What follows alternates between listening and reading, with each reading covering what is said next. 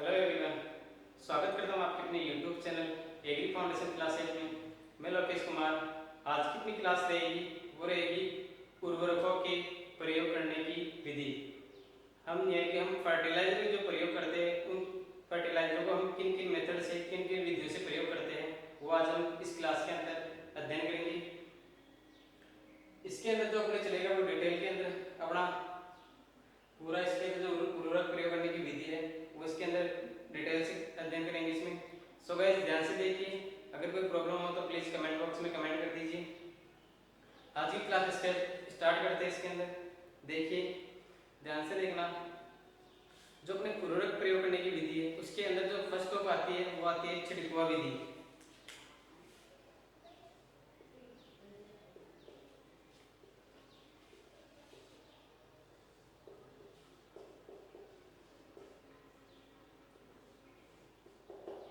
छिड़कवा विधि, छिड़कवा विधि के अंदर देखिए इसमें बुआई के समय या बुआई के पूर्व, बुआई के समय या बुआई के पूर्व, बुआई के समय या बुआई के पूर्व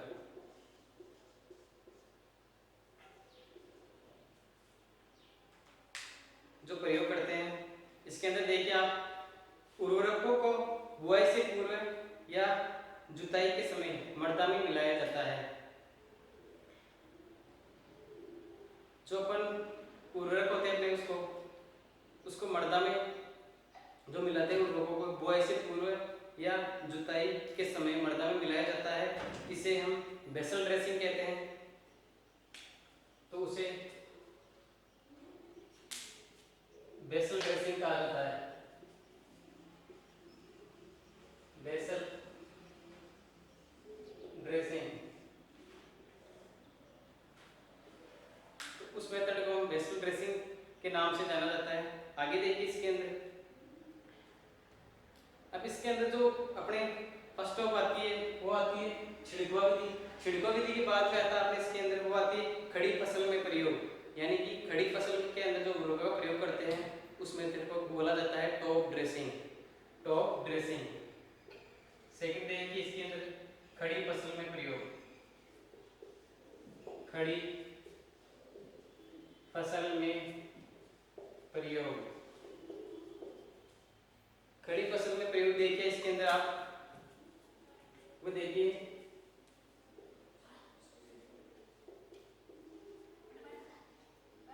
टॉप ड्रेसिंग,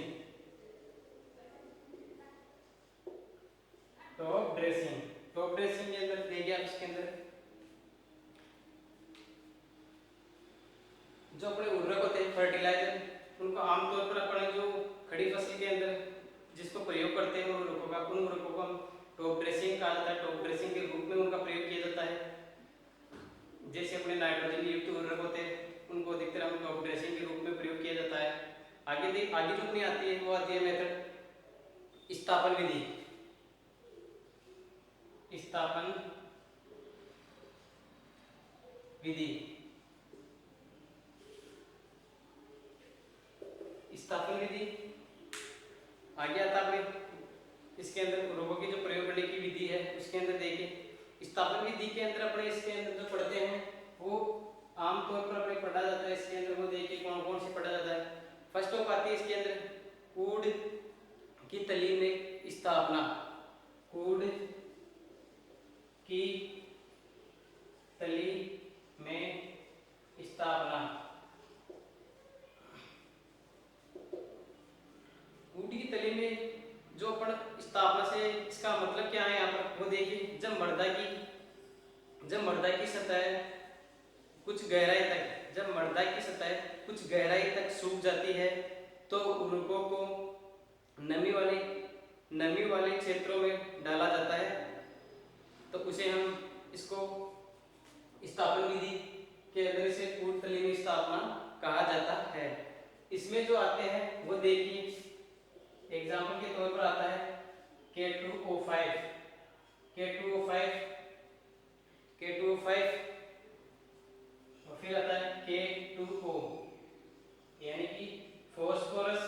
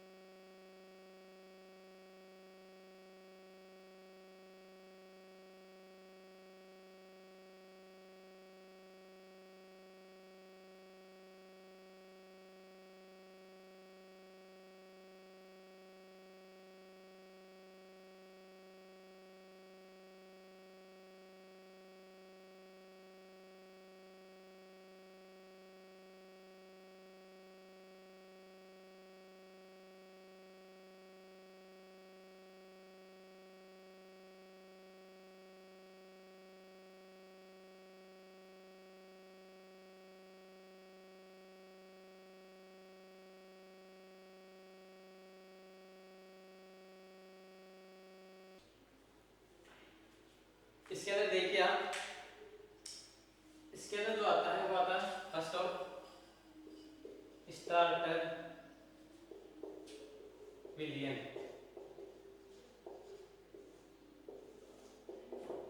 स्टार्टर विलियन, इसके अंदर देखिए आप पौधों की रोपाई, स्टार्टर विलियन के अंदर देखिए पौधों की रोपाई के समय, पौधों की रोपाई के समय छोटे पौधों की जड़ों की उर्वरकों के गोल में रखकर, जो छोटे पौधों की जड़ों को उनको उर्वरकों की गोल में रखकर पौधों का रोपण करते हैं। इस विधि के अंदर जो अपने धैर्य रूप में उर्वरक का प्रयोग करते हैं, तो इस विधि में जो बड़े छोटे पौधे होते हैं उनकी जड़ों को अपने जो उर्वरकों के गोल में रखकर उन पौधों को लगाते हैं, जिससे पौधे जड़ों से शीघ्र स्थापित हो जाते हैं, जिसके द्वारा पौधे की जड़ें हैं वो शीघ्र ग्रोथ करती है।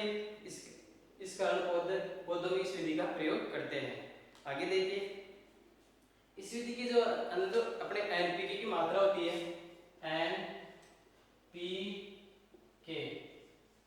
एनपीके की जो मात्रा होती है वो देखिए, इसके अंदर नाइट्रोजन होती है 1, फास्फोरस होता है 2 और पोटास होता है 1। यानी कि इनका जो मान होता है एनपीके का वो होता है 1:2:1। अगर पूछ लिया जाए इसके अंदर कि द्रव्य रूप में उर्वरक का प्रयोग करने पर एनपीके का अनुपात है, तो उसके अंदर आपको एक ऑप्शन के अंदर तो आपको ये अनुपात दे दिया जाएगा 1:2:1, और अदर जो 3 ऑप्शंस है वो अपने इसी के अंदर चेंज कर दिया जाएगा, जैसे कि 1:1:2 या 2:1:2, इस तरह से कुछ दे दिया जाएगा। तो इसका जो राइट आंसर रहेगा वो रहेगा 1:2:1। इस अंदर विलियन के अंदर एनपीके का जो प्रयोग किया जाता है। आगे देखिए, इसके अंदर पत्तियों पर छिड़काव, जो दूसरा आता है वो देखिए, इसके अंदर पत्तियों पर छिड़काव।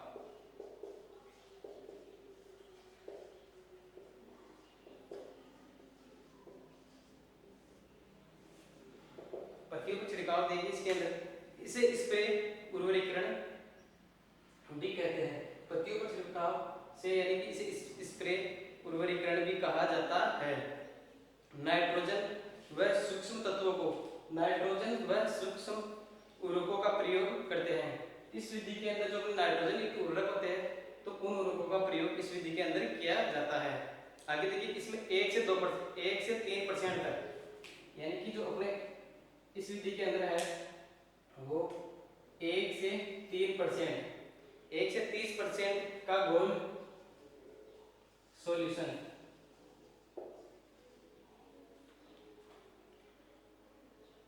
बनाकर फसलों पर स्प्रे करते हैं।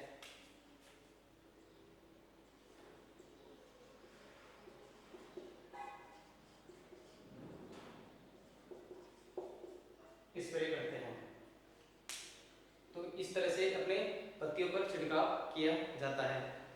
आगे देखिए, इसके अंदर मर्दाओं में जो सीधा प्रयोग करते हैं अपने उर्वरकों का, तो वो देख लीजिए इसके अंदर एक बार, मर्दाओं में सीधा प्रयोग।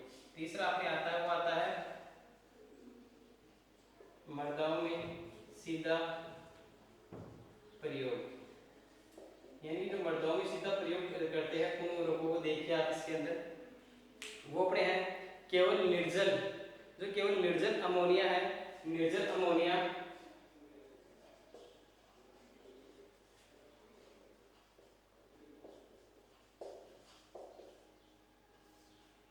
निर्जल अमोनिया को प्रयोग करते हैं। यानी कि इस विधि के अंदर जो अपने निर्जल अमोनिया होते हैं उसी का प्रयोग करते हैं, का प्रयोग करते हैं। 20 से 25% का घोल बनाकर करते हैं। इसके अंदर जो इसका प्रयोग करते हैं वो करते हैं 20 से 25% का घोल बनाकर स्प्रे करते हैं। निर्जल अमोनिया का इसमें 20 से 25% के घोल का स्प्रे किया जाता है। तो आप इसको नोट कर लीजिए, देख लीजिए। आगे जो आता है वो आता है अपने इसके अंदर सिंचाई जल के साथ उर्वरकों को, यानी कि जो सिंचाई जल होता है अपने उसके साथ उर्वरकों को मिलाकर दिया जाना कहलाता है। तो क्या कहलाता है अपने सिंचाई साथ उर्वरकों को देना वो कहलाता है फर्टिगेशन। इसके अंदर ये फर्टिगेशन, फर्टिगेशन से मतलब क्या है यहाँ पर, तो यहाँ पर है सिंचाई, सिंचाई जल के साथ उर्वरकों को दिया जाना, सिंचाई जल के साथ उर्वरकों को दिया जाना फर्टिगेशन कहलाता है। आगे देखिए, फर्टिगेशन में उपयुक्त उर्वरक है, यानी कि जो अपने फर्टिगेशन के अंदर जो उपयुक्त उर्वरक है वो कौन कौन से हैं जो सिंचाई जल के साथ अपने प्रयोग करते हैं, तो वो देखिए इसके अंदर फर्स्ट ऑफ आता है अपने यूरिया,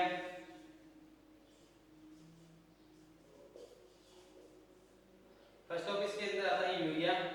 फिर अपने इसके अंदर जो आता है वो आता है अमोनियम सल्फेट,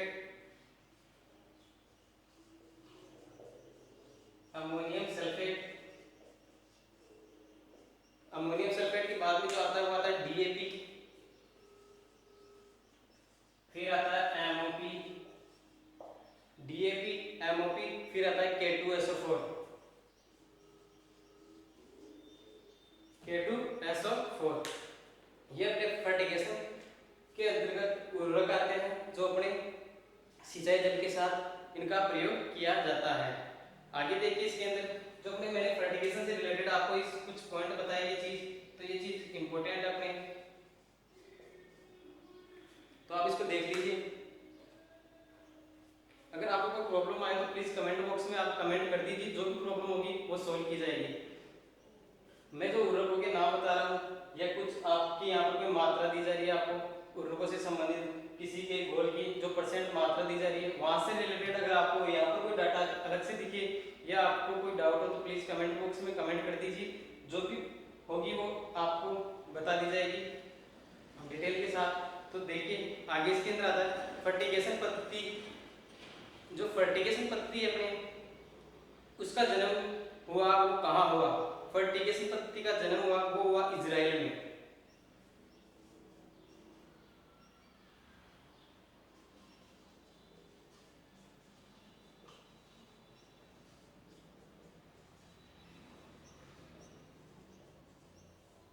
इजराइल में फर्टिगेशन पद्धति का जन्म हुआ वो हुआ इजराइल के अंदर। आप वीडियो को पॉज करके स्क्रीनशॉट ले सकते हो या नोट कर सकते हो, जो भी आपके लिए सुटेबल रहे। अब इसके अंदर आगे चलते हैं।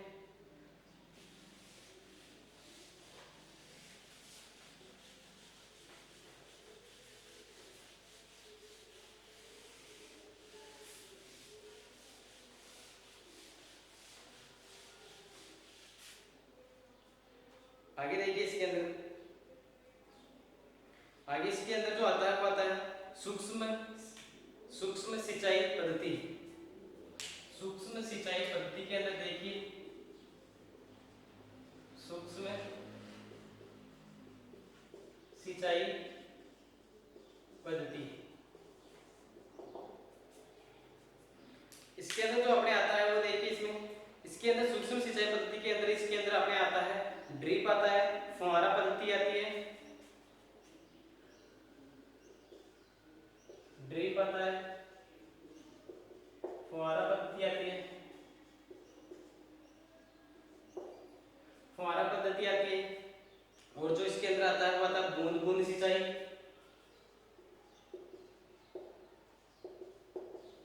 बूंद बूंद सिंचाई। बूंद बूंद सिंचाई के बाद जो आता है वो आता है इसके अंदर जो अपने ड्रिप, फुहारा पद्धति और बूंद बूंद सिंचाई जो अपने इसके अंदर सूक्ष्म सिंचाई पद्धति के अंतर्गत आते हैं। आगे देखिए इसके अंदर जो सूक्ष्म पद्धति के जो इसके अंदर जो अपने वैज्ञानिक जो इन पद्धतियों का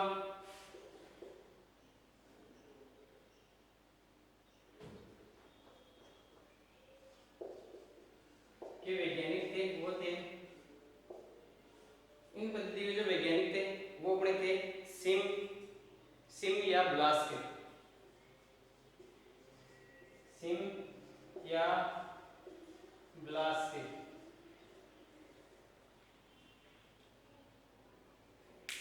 ड्रिप, फुहारा पद्धति और बूंद बूंद सिंचाई, इनके जनक वैज्ञानिक जो बोला जाता है वो थे सेन या ब्लास्क। आगे देखिए, सूक्ष्म पोषक तत्व में उर्वरकों द्वारा दिया, सूक्ष्म पोषक तत्वों में उर्वरकों को दिया जाने वाले उर्वरक है वो है अपने जिंक सल्फेट। जिंक सल्फेट को हम सूक्ष्म, जो अपने सूक्ष्म पोषक तत्वों के उर्वरक के रूप में दिया जाना हमें, इसके अंदर जिंक सल्फेट आता है। आगे देखिए, इसके अंदर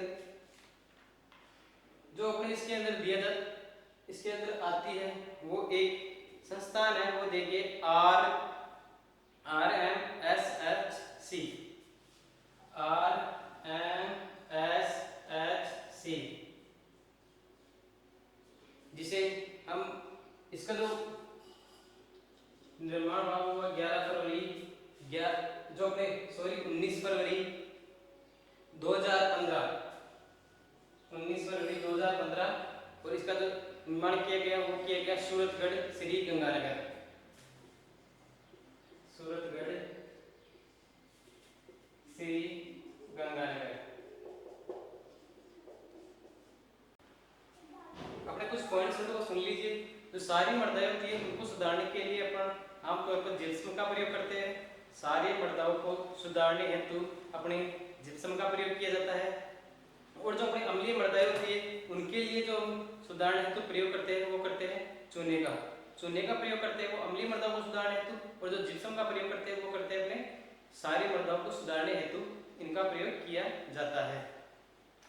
तो इसके अंदर जो देखिए, जो अपने उर्वरकों से रिलेटेड फर्स्ट ऑफ अपन जो पढ़ते आए थे, पौधों के लिए आवश्यक पोषक तत्व है वो पढ़े, इसके अंदर उर्वरक पढ़े, उनकी मात्राएं पढ़ी, कौन कौन से अपने पोषक तत्व है वो किस किस रूप में पौधों को उपलब्ध होते हैं, कितने % मात्रा होती है, और उनका जो प्रयोग होता है वो क्या होता है, उनका उपयोग होता है वो क्या होता है, वो सब अपने इसके अंदर उर्वरकों के प्रयोग के अंदर देखिए पढ़ा, जो डिटेल से चला था अपने चैप्टर के अंदर उर्वरक पढ़े, इसके अंदर जो खाद है वो पढ़े, खलियां है वो पढ़े, इनमें उर्वरकों की % मात्रा पढ़ी, जो सब डिटेल से पढ़ा।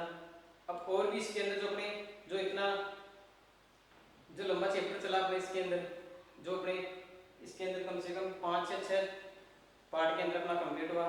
इसके बाद में इस चैप्टर से रिलेटेड, इस टॉपिक से रिलेटेड जो 4-5 पार्ट्स के अंदर अपना कंप्लीट हुआ, इस टॉपिक को मैं अलग से लेके इसका एक क्वेश्चंस बनाऊंगा, जहाँ से हमेशा क्वेश्चंस बनते हैं, आते हैं क्वेश्चंस, तो मैं वहाँ से क्वेश्चंस पुटअप करूंगा और आपके लिए क्वेश्चंस सीरीज तैयार करूंगा, तो आप वहाँ से क्वेश्चंस भी तैयार कर सकते हो। टेस्ट लेवल पे होगा वो, और आप उसमें एक तो टेस्ट लेवल पे उस क्वेश्चंस को हल कर सकते हो। सो गाइस, अगर फिर भी कोई प्रॉब्लम है तो प्लीज़ कमेंट कर दीजिए, जो भी प्रॉब्लम है सॉल्व की जाएगी। सो गाइस, अगर अभी तक आपने मेरे चैनल को सब्सक्राइब नहीं किया तो प्लीज़ चैनल को सब्सक्राइब कर दीजिए, लाइक करिए और अपने फ्रेंड्स को शेयर कीजिए।